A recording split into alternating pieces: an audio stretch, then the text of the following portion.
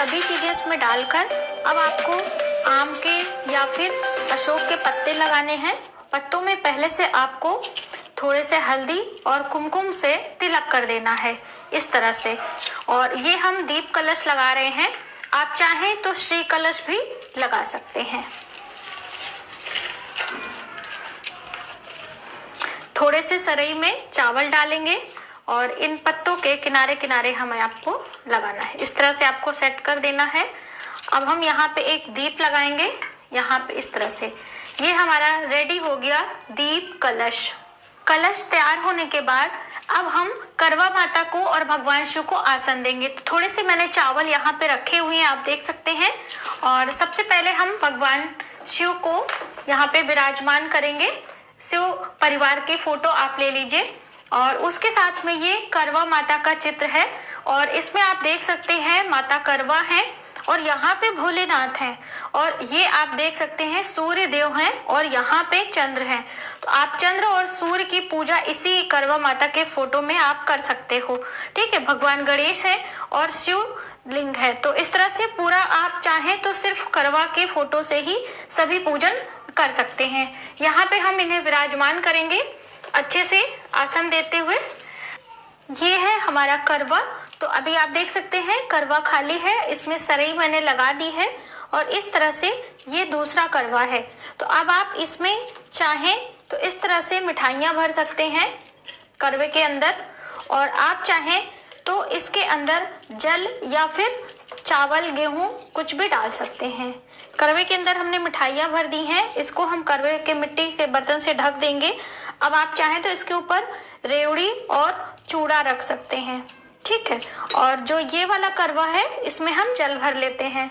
तो इस तरह से आपके परिवार में जो भी होता हो उस तरह से आप कर सकते हो। यहाँ पे हमने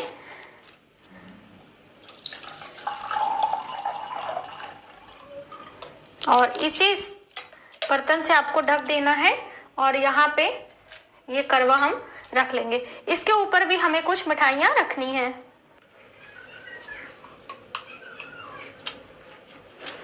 थाली लेंगे इस तरह से और इसमें सभी पूजन सामग्री आपको रखनी है।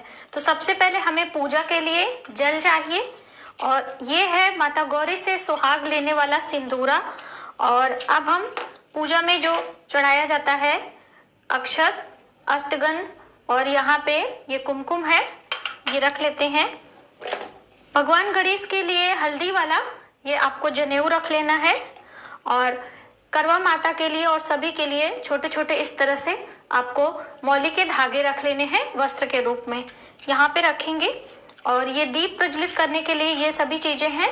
इत्र हमने रख लिया है और साथ ही भगवान शिव और भगवान गणेश के लिए तो ये आप देख सकते हैं समी पत्र है और ये धतूरा भगवान शिव को बहुत ही प्रिय है, तो हमारे पास था तो मैंने सोचा मैं ले लूँ।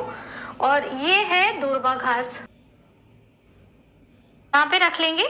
और कुछ ये हमारे गमले में फूल लगे हुए थे तो मैंने ले लिए हैं, इस तरह से यहाँ पे फूल रख लेंगे।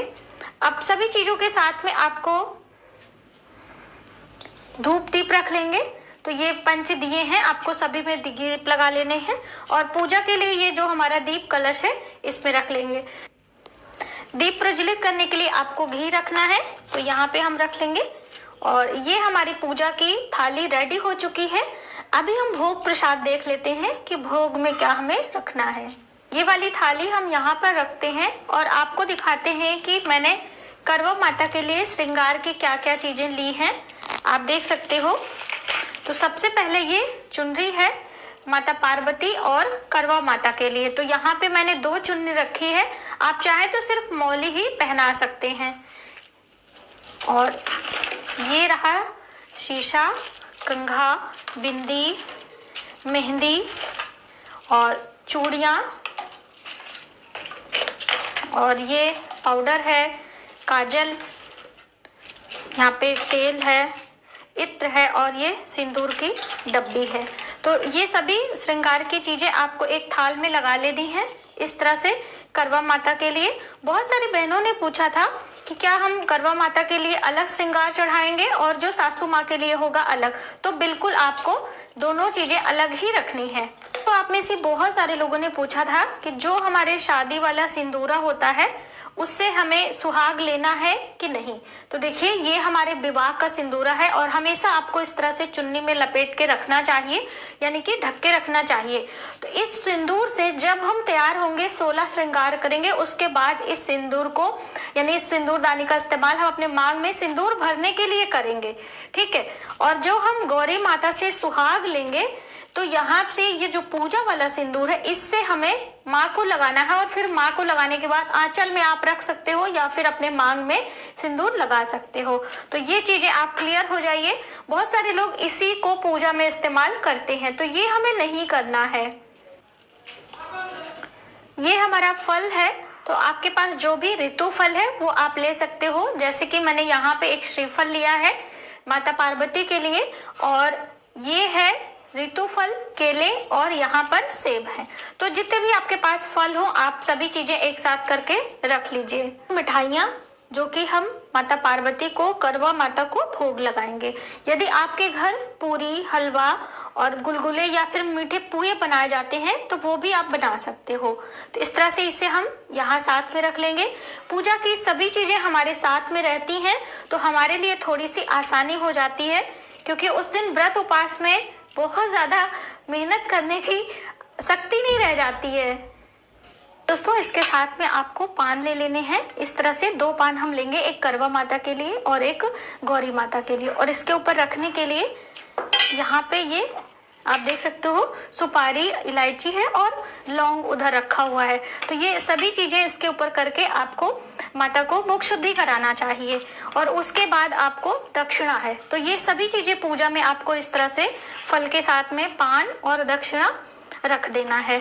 ये हम रख लेते हैं।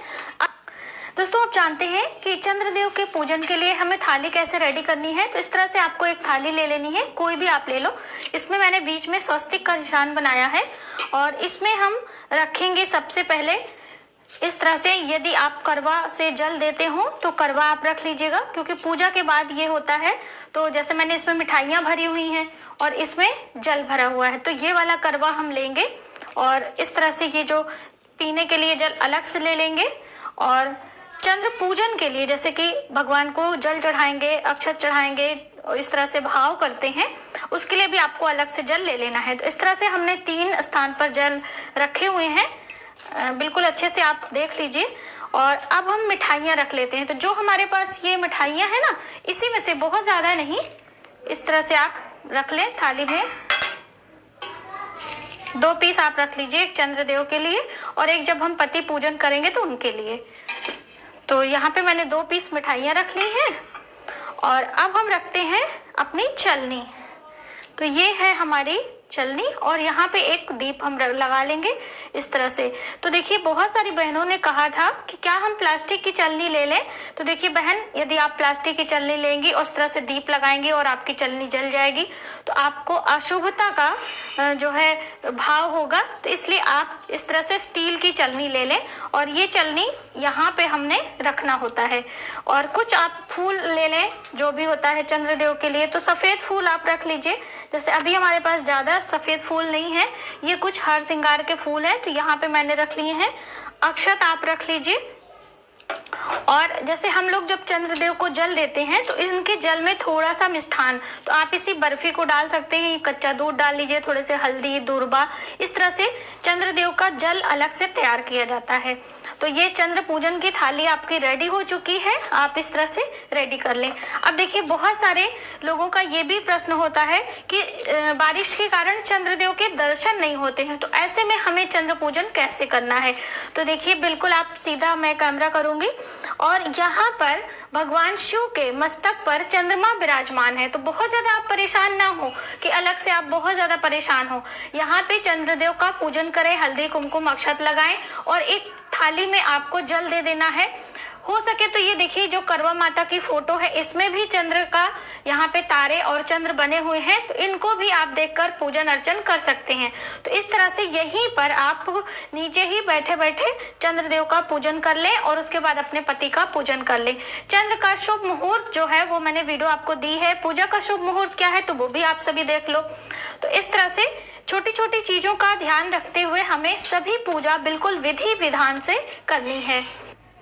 तो आज के वीडियो में बस इतना ही। यदि हमारी जानकारी आपको थोड़ी सी भी हेल्पफुल लगे तो प्लीज हमारे वीडियो को लाइक करें, शेयर करें, सब्सक्राइब जरूर करें। करवा चौथ पूजा की सामग्री की विधिवत तैयारी मैंने आपको दिखाई है। चंद्र पूजन की थाली मैंने अलग से आपको दिखाया है।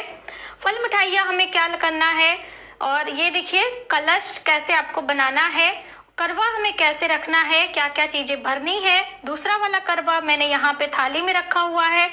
और इस तरह से पूजा की सभी तैयारी करके आप करवा चौथ के दिन करवा माता की पूजा करें।